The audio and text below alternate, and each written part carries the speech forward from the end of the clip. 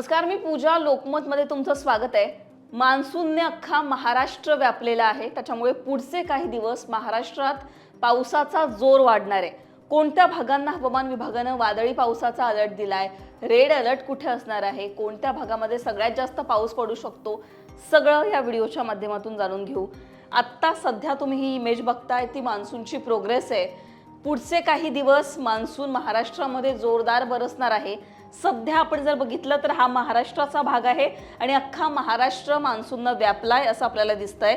मंगळवारी म्हणजेच काल मान्सून मुंबईत दाखल झाला. त्याचबरोबर विदर्भ असेल, मराठवाडा असेल, या सगळ्या भागांमध्ये त्यानं हजेरी लावलेली होती. उत्तर महाराष्ट्राचा भाग मान्सून व्यापायचा राहिलेला होता आणि आज अखेर मान्सूननं अख्खा महाराष्ट्र व्यापलेला आहे. पुढे आपण जर बघितलं तर आता गुजरात आणि वरच्या बाजूला, उत्तरेच्या बाजूला मान्सूनची वाटचाल आपल्याला पाहायला मिळतेय. जोरदार वेगानं अशी मान्सूनची प्रगती आता आपल्याला पाहायला मिळतेय. जूनच्या शेवटच्या आठवड्यामध्ये हा मान्सून महाराष्ट्रामध्ये दाखल झालेला आहे आणि आता विदर्भ असेल, मराठवाडा असेल, त्याचबरोबर अख्ख्या कोकण जिल्ह्यामध्ये पुढचे काही दिवस हवामान विभागानं अलर्ट दिलेला आहे. सॅटेलाइट इमेज पहिल्यांदा तर पाहूयात आणि त्यानंतर कुठे नेमके काय अलर्ट दिलेले आहेत हे सगळं मी तुम्हाला सांगते.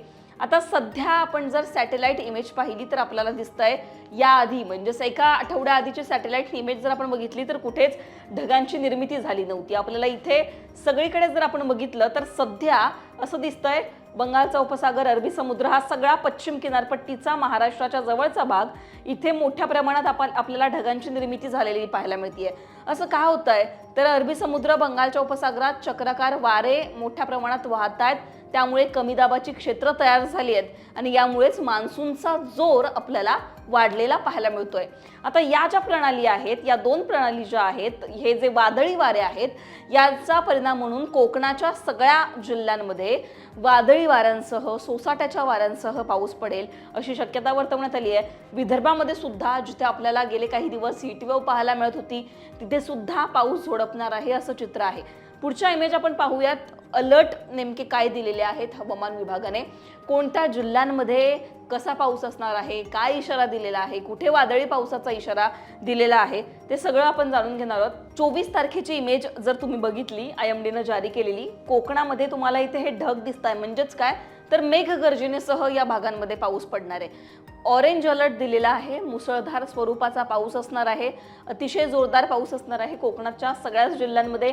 विदर्भामध्ये अमरावती, नागपूर, चंद्रपूर, यवतमाळ, इथे सुद्धा जळगाव, संभाजीनगर, जालना, परभणी, नाशिक या सगळ्या जिल्ह्यांमध्ये पावसाचा ऑरेंज अलर्ट आहे. मुसळधार पाऊस पडणार आहे, विजांसह, सोसाट्याच्या वाऱ्यांसह पाऊस पडणार आहे. उर्वरित उत्तर महाराष्ट्र, मराठवाड्यातील सगळे जिल्हे 24 तारखेला या सगळ्याच जिल्ह्यांमध्ये आपल्याला मुसळधार असा पाऊस पाहायला मिळेल. दुसरीकडे आपण 25 तारखेचा अंदाज घेऊयात. येलो अलर्ट म्हणजेच काय तर पावसाची शक्यता वर्तवण्यात येणार आहे, म्हणजेच मुसळधार पाऊस नसेल पण आपल्याला संततधार पाऊस पाहायला मिळेल. ऑरेंज अलर्ट म्हणजेच काय तर कंटिन्यू असा मुसळधार पाऊस या भागांमध्ये पाहायला मिळतो. रेड अलर्ट म्हणजेच काय तर रेड अलर्ट हा अतिवृष्टी असेल किंवा जोरदार पावसामुळे नुकसानकारक जर पाऊस असेल तिथे रेड अलर्ट देण्यात येतो. आता इकडे बघा 25 तारखेला नंदुरबार, धुळे, जळगाव, नाशिक, पालघर इथे आपल्याला विजा दिसत आहेत पण ग्रीन अलर्ट आहे. म्हणजेच काय तर इथे आपल्याला तापमान कमी दिसेल, ढगाळ वातावरण असेल आणि हलका पाऊस पाहायला मिळेल, हलका ते मध्यम स्वरूपाचा. दुसरीकडे पुणे, सातारा, लातूर, धाराशिव, चंद्रपूर, यवतमाळमध्ये ऑरेंज अलर्ट आहे. इथे जोरदार मुसळधार असा पाऊस असेल. येलो अलर्ट विदर्भातील सगळेच जिल्हे, मराठवाड्यातील काही जिल्हे आणि कोकणातील जिल्ह्यांना येलो अलर्ट आहे. इथे सुद्धा हलका ते मध्यम स्वरूपाचा पाऊस असणार आहे. कंटिन्यू मुसळधार पाऊस नसता तरी पावसाची शक्यता इथे आहे. पुढे 26 आणि 27 तारखेचा अंदाज जर तुम्ही बघितला तर उत्तर महाराष्ट्रामध्ये आपल्याला ग्रीन अलर्ट पाहायला मिळतोय. बाकी कोकणातील जिल्हे, मराठवाड्यातील जिल्हे या भागांमध्ये 26 तारखेला पाऊस असणार आहे.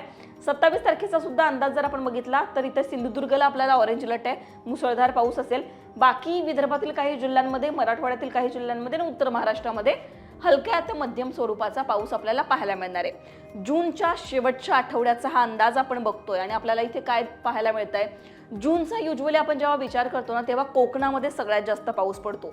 जुलै महिन्यापासून विदर्भ, मराठवाड्यामध्ये पावसाचा जोर आणखीन जास्त वाढणार आहे आणि विदर्भ, मराठवाडा, उत्तर महाराष्ट्र या सगळ्या भागांमध्ये जुलै महिन्याच्या पहिल्या आठवड्यापासून आपल्याला काय दिसेल तर पावसाचा जोर वाढलेला दिसेल. या आठवड्यामध्ये कोकणातील जिल्ह्यांमध्ये जोरदार असा पाऊस आपल्याला पाहायला मिळणार आहे. त्यामुळे पुढचे काही दिवस महाराष्ट्रामध्ये अशा प्रकारे सगळं पावसाचं वातावरण आपल्याला पाहायला मिळणार आहे. मुंबईमध्ये सुद्धा आपण जर बघितलं तर कालपासूनच मुसळधार असा पाऊस आपल्याला पाहायला मिळतोय. हा पाऊस सुद्धा पुढचे काही दिवस कंटिन्यू बरसणार आहे असं चित्र आपल्याला पाहायला मिळत आहे. तुम्हाला आणखीन काही प्रश्न असतील तर ते तुम्ही कमेंट सेक्शनमध्ये सांगा. तुमच्या भागात सध्या काय परिस्थिती आहे, तिथे कशा प्रकारचा पाऊस पडतोय हे सुद्धा कमेंटमध्ये सांगायला विसरू नका. लोकमतला सबस्क्राईब केलं नसेल तर तेही करायला विसरू नका.